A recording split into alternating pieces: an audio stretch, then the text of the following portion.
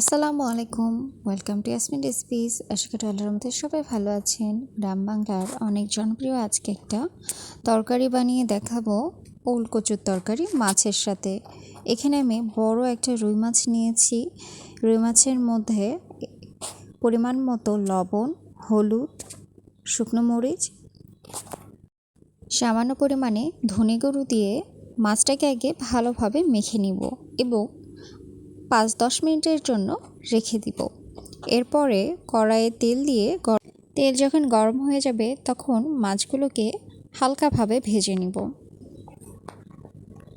ওলকচু দিয়ে মাছ খেতে গিয়ে কে পছন্দ করেন অবশ্যই কমেন্টে জানাবেন। মাছগুলো ভেজে নেওয়া হয়ে গেলে আমি উঠিয়ে একপাশে রেখে দেব, আর এর মধ্যে পিস করা ওলকচুগুলো দিয়ে সামান্য লবণ হলুদ দিয়ে ভালোভাবে আবারও ভেজে নিব।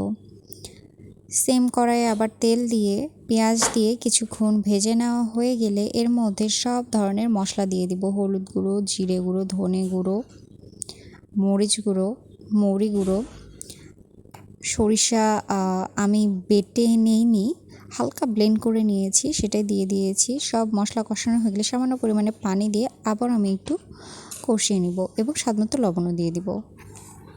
পানি দেওয়ার পরেও মশলাটা আবারও কষানো হয়ে গেলে এর মধ্যে দিয়ে দিব কাঁচামরিচ, স্বাদ মতো দিয়ে দিবেন, যেমন ঝাল খেতে পছন্দ করেন। এরপরে দিয়ে দিব ওলকচু, পরিমাণ মতো পানি দিয়ে দিব এবং দিয়ে দিব মাছ যখন বলক আসবে পানিতে। 10-15 মিনিটের মতো রান্না করলে হয়ে যাবে গ্রাম বাংলার পছন্দের খাবার। রেসিপিটি কেমন হয়েছে সবাই অবশ্যই জানাবেন।